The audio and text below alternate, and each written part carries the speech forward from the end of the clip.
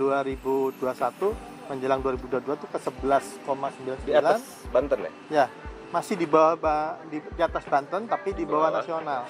Diajak menjadi baru, diajak mau maju dan berkembang dalam perpustakaan menghadapi digitalisasi. Apa sanggup, Pak? Ya. Kita sudah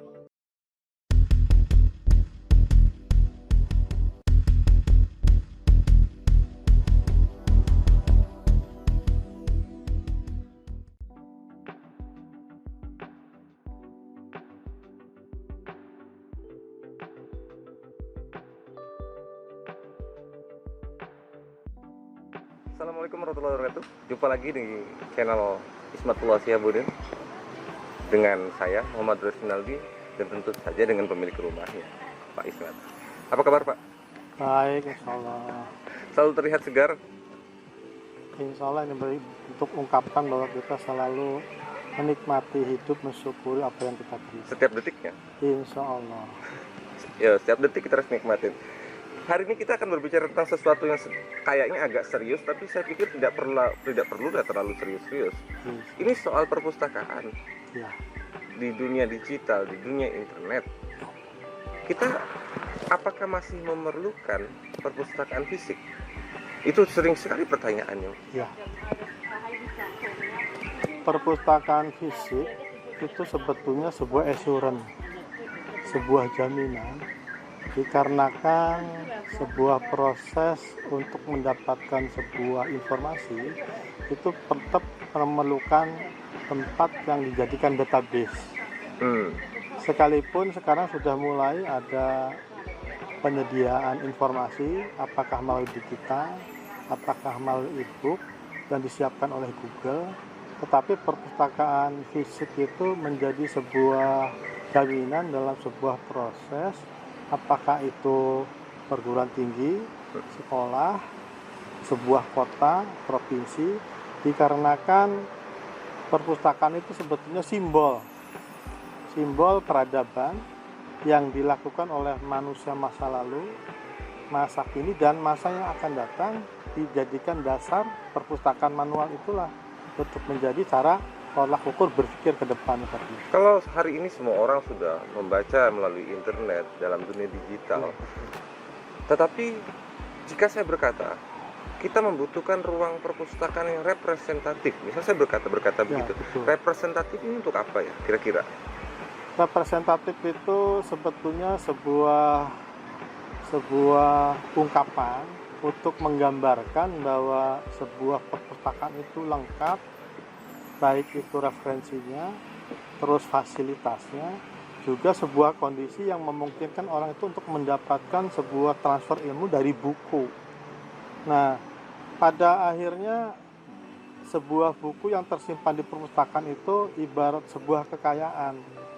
Kekayaan yang paling berharga itu, apakah sekarang kita tidak menganggap perlu sebuah kekayaan? Dan kalau kekayaan itu tertulis di dalam sebuah buku itu, ternyata buku itu adalah sebuah simbol bahwa kekayaan yang memiliki umur panjang itu salah satunya adalah di perpustakaan dan di buku itu sendiri. Kalau kita lihat nih, orang nih baca ya, baca di handphone, di laptop, kita akses internet, kita baca apapun ada. Lalu orang-orang yang membaca ini berada di tempat yang berbeda-beda, Pak Kades. Ya, betul. Tidak pernah bertemu. Kalau kita dulu dalam dunia pergerakan atau dalam dunia apapun, kunci utama membaca itu diskusinya atau membacanya. Nah, berarti perpustakaan secara fisik harus menyediakan itu agar orang-orang tidak tersesat dalam bukunya masing-masing, Pak Kades. Gimana tanggapannya? Nah, ini kan berarti cara berpikir orang itu kan awalnya kita dari pembelajaran. Hasil sebuah pendidikan itu kan behavior change, berubah sikap. Nah, perubahan sikap itu ditandai dengan cara bicara. Dan cara bicara orang itu sebetulnya menunjukkan bahwa ilmu yang sudah diajarkan oleh seorang guru misalkan, dan ternyata guru itu hasil sebuah literasi dari baca buku yang ada. Hanya memang perjalanannya panjang untuk menjadi sebuah kata-kata dan pemikiran, padahal buku itulah sebetulnya sumber awal untuk menjadi sebuah pemikiran yang terungkap dalam sebuah susunan kata-kata yang mungkin indah, yang mungkin juga merasa bermanfaat, yang pada akhirnya apakah itu bacanya lewat digital atau tidak, tetap aja apabila kita pelajari sejarah perpustakaan digital, awalnya adalah dari buku itu sendiri. Tidak akan mungkin muncul sebuah e-book perpustakaan digital ketika tidak ada bukunya. Karena istilahnya digitalisasi, ada yang dibuat Ya, digital. artinya digitalisasi itu sebuah metodologi aja untuk mempersingkat orang dalam membaca buku, tetapi asal muasalnya sebetulnya adalah buku yang fisik itu sendiri. Soal diskusi, Pak Kadis. Ya. Nah, kaitan dengan masalah diskusi itu kan sebuah pembicaraan antara beberapa pihak atau kedua orang yang tentunya adu argumen, adu pemikiran dalam sebuah diskusi. Intinya kan mencari sebuah kebenaran. Dan kebenaran itu dapat terungkap ketika kita menelisik dari sebuah pemikiran-pemikiran yang ada, ujung-ujungnya memberikan penilaian dan membuat keputusan masing-masing yang pada akhirnya diskusi itu bisa jadi akhirnya berbeda pendapat, bisa jadi sependapat. Dan itu sah-sah aja dalam sebuah diskusi seperti itu. Kalau dulu perpustakaan pasti berkaitan tentang ruang senyap, sunyi, nggak boleh berisik. Bahkan kalau saya lihat di sebuah film dulu-dulu, kalau ada orang bisik-bisik pun lalu ada orang pembaca yang itu menakutkan sekali. Apakah sekarang kita ubah konsepnya? Perpustakaan, ruang yang dibangun, katakan 3 hektar, 10 hektar, itu untuk ruang diskusi tertentu, untuk ruang layak anak tertentu, untuk ruang hening tertentu, atau seperti apa? Jadi perpustakaan yang ideal sebetulnya memang tempat untuk semua orang yang memiliki karakter. Apakah karakter menyendiri itu tetap harus disediakan? Apakah karakter yang memang mereka terbiasa dengan sebuah perdebatan juga harus tersedia? Bahkan perpustakaan yang ideal itu sebetulnya yang saya pernah lihat tersedia sebuah makanan ringan, sebuah musik klasik, sehingga itu menyediakan dan memberikan pilihan. Mereka cocoknya di tempat yang ada indoor, ada outdoor gitu ya. Sehingga diskusi itu bisa jadi di tempat yang sunyi tetapi tidak terpengaruh oleh pihak yang lain, dan diskusi itu bisa jadi antara orang itu dengan buku itu sendiri melalui hatinya. Jadi diskusi itu jangan diartikan hanya langsung fisik orang man to man kira-kira. Tapi kalau saya bilang ruang diskusi yang memang ramai untuk sekian orang segala macam itu tetap perlu ya Pak Kadis ya? Ya, kelihatannya meeting room itu perlu ada dalam sebuah perpustakaan. Makanya meeting room itu memfasilitasi, dan kita sekalipun punya perpustakaan Kota Cilegon itu tidak terlalu representatif, tapi itu tersedia. Karena itu hasil pemikiran bahwa perlu tempat yang senyap, atau tempat yang untuk dipublikasi, atau tempat yang juga bisa diakses siapapun. Kalau meeting di atas gitu ya, kalau senyap di bawah. Sudah ada. Di perpustakaan Kota Cilegon sudah ada ruang meeting. Jadi teman-teman yang mau pakai silahkan aja. Itu open banget, dan teman-teman mau diskusi di situ boleh, mau perang di situ boleh, mau lempar-lempar kursi boleh, asal ganti kalau rusak ya. Rusak.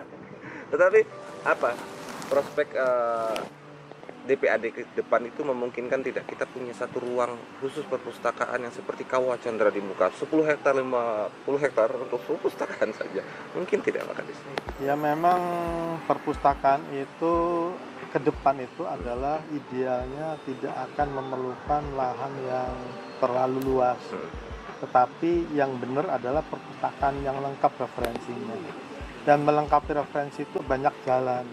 Bisa dengan menggunakan buku elektronik, bisa juga dengan fasilitas IT yang memadai, bisa juga memang dengan buku yang berjejer-jejer, karena beda nilai memakan sebuah kue dengan melihat sebuah kue, misalkan makanan. Jadi kalau kita melihat sebuah makanan secara digital, rasanya bisa diceritakan hanya sebuah hayalan. Jadi hati-hati yang penikmat buku digital, apalagi cuma baca covernya. Ketika Anda cuma melihat resume saja, tidak tahu halaman mana, karena menurut saya yang pernah menulis buku, kadang paragraf itu bisa awal saya membuat kesimpulan terus rinciannya berikutnya, bisa juga saya sengaja kadang-kadang membuat orang penasaran, endingnya nanti di terakhir.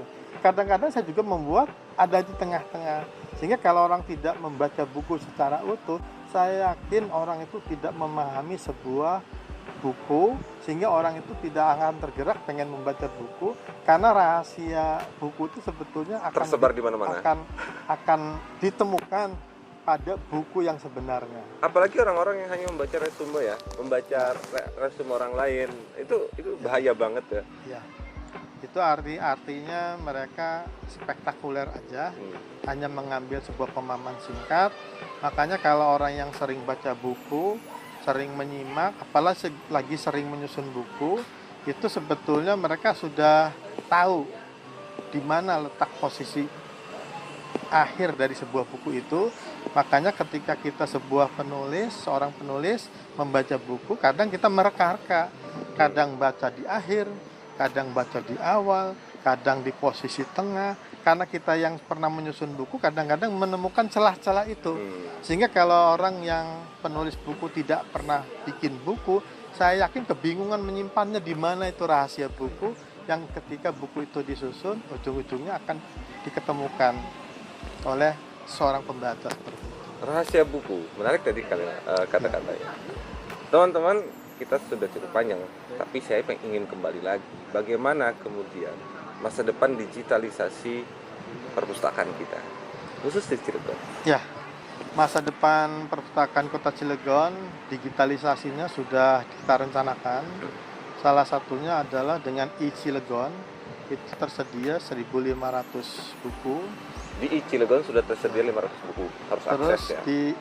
di PAD provinsi itu sekitar 500-300 judul buku sudah tersedia. Bahkan di Ipusnas itu 1 juta buku tersedia dengan e-digital. Oke. Perpustakaan daerah, perpustakaan provinsi dan perpustakaan nasional masing-masing sudah bisa diakses untuk e-perpustakaan ya. Digitalisasi ini sudah. Bahkan di perpustakaan nasional sudah ada 1 juta karya yang didigitalisasikan. Di perpustakaan provinsi ada sekitar 400-500. Ya, di perpustakaan daerah kita ada sekitar 500. Teman-teman bisa akses. Lantas seperti apa? Ya, kelihatannya tinggal saya sedang melakukan upaya untuk mensosialisasikan ke masyarakat. Dikarenakan sosialisasi ini kan bahan penting dalam sebuah proses masyarakat memahaminya. Selama ini kan masyarakat dipaksa mencari-cari sendiri. Nah, ke depan akan kita fasilitasi. Nanti beberapa tempat umum akan kita pasang. Nah, ini dalam proses. Cuma karena ini dalam dunia birokrasi, kita perlu tahapan. Kemarin saya sudah ngobrol sama camat di 8 wilayah, ngobrol lagi dengan lurah yang akan ada di 43 wilayah, sehingga dukungan mereka untuk sosialisasi masyarakat itu tidak bisa mengandalkan di PAD sendiri, tapi harus mengandalkan semua pihak yang akses akan meluas dan mereka punya komunitas masing-masing. Dan kita juga akan menggandeng 400 sekolah ya yang ada di lingkungan Dindi, sekitar 300 sekolah yang di lingkungan Kemenag. Kemarin sudah kita koordinasi dengan kepala Kemenag. Ada 700 sekolah ya. Artinya ada juga tentunya TBM sekitar 32, yang ke depan TBM itu akan kita motivasi minimal per kelurahan 1, minimal. Ya maksimal tidak kita batasi. Nah, ada sejumlah RT sekitar 1.500 RT, kenapa tidak itu akan ada pojok literasi, sehingga membaca ini akan kita gaungkan, akan kita gebiarkan ke seluruh lapisan masyarakat, dan dasarnya adalah indeks pembangunan literasi masyarakat. Karena di Kota Cilegon ini sekarang alhamdulillah dari 9.04 sudah meningkat di akhir 2021 menjelang 2022 itu ke 11,99. Di atas Banten ya? Ya, masih di bawah di atas Banten tapi di bawah nasional. Karena indeks pembangunan literasi nasional itu angka 13. Ya, tetapi tertingginya di Kalimantan Selatan sudah 58. Kemarin saya sudah ketemu dengan pengelola perpustakaan provinsinya yang di Kalimantan Selatan, bahkan saya sudah diundang ke sana. Apa sih yang menarik di sana? Ternyata di inovasinya yang selalu dari waktu ke waktu dilakukan oleh pihak pemerintah seperti itu. Saya mendengar itu saja kepala saya sangat berat. Sepertinya sangat berat sekali apa yang harus dilakukan tadi. Ada sekitar 700 sekolah, ada sekitar 1.500 RT, dan ada 32 TBM akan dicoba diajak bersama, diajak menjadi baru, diajak mau maju dan berkembang dalam perpustakaan menghadapi digitalisasi. Apa sanggup Pak? Ya, kita sudah mengetahui program pemerintah itu ada 430 titik wifi yang dikelola oleh Bapeda. Oh iya, iya. Nah, yang jadi sempat heboh ya. Per kelurahan itu ada 10 titik, ini peluang. Dan tantangannya kita sosialisasikan. Dan kita sudah survei ke beberapa tempat, misalkan kita ke Cipala, titik mana yang connect dengan WiFi. Nah, di situ akan kita buat nanti titik digitalnya. Ya, jadi saya sudah memahami itu saat saya menjadi Kepala Dinas Pendidikan Kota Cilegon ketika pembelajaran daring di masa COVID, sehingga informasi yang saya ketahui itu akan saya manfaatkan untuk pengembangan literasi di Kota Cilegon. Artinya akses-akses itu sudah kita ketahui, dan rumitnya memang kalau kita tidak memahami itu. Intinya adalah Bapak sudah tahu petanya seperti apa. Orang yang tahu peta, tahu cara melaksanakannya. Hal terakhir, Ya. apa yang harus dipahami oleh pemangku kebijakan di daerah-daerah, kelurahan, daerah RT, RW, kecamatan tentang oke, ini Cilegon, ini literasi kita, dan kita harus benar-benar mau bukan hanya saja baca, tetapi juga mau terus maju, berkembang sebagai fitrahnya manusia. Ya, salah satu contoh ilustrasinya kita ambil, kalau Kota Cilegon itu ada 500.000 penduduk, itu ternyata jumlah buku yang ada di Kota Cilegon tuh minimal 2 kali jumlah penduduk. 1 juta. Nah, sekitar 900 sampai 1 juta. Nah, ketika kita ketahui Kota Cilegon ini penduduknya 500.000, ternyata perpustakaan itu idealnya menjadi 4.000 meter. Artinya ada rumusnya dalam menentukan sebuah fasilitas, bagaimana sebuah literasi itu dilaksanakan oleh pemerintah. Sehingga dengan dasar-dasar seperti itu saya coba rumuskan sebuah kebijakan, sehingga kalau di sekolah itu ada 1.000 murid, itu buku yang tersedia harus 2.000 buku. Nah, ini akan kita terus sebuah verifikasi akan kita lakukan, dan saat ini sedang kita keluarkan sebuah edaran bahwa setiap sekolah harus melaporkan bukunya, judul bukunya ada berapa, jumlah eksemplarnya ada berapa. Nanti akan kita lihat di situ fasilitas-fasilitas yang sudah kita miliki. Dan itu sedang kita lakukan, dan temuan-temuan ini menjadi bahan penting dalam rangka menata sebuah fungsi perpustakaan daerah yang ada di Kota Cilegon. Itu, teman-teman, ini adalah sesuatu yang sangat penting dan harus dikerjakan bersama-sama. Terdengar utopis, terdengar klise, baca, dan baca. Tetapi tidak ada peradaban tanpa orang-orang yang membaca. Sampai jumpa lagi nanti di channel Ismatullah Syahbudin, akan membicarakan banyak hal, baik pendidikan, literasi, politik, sosial, agama. Sampai jumpa. Salam literasi. Salam literasi.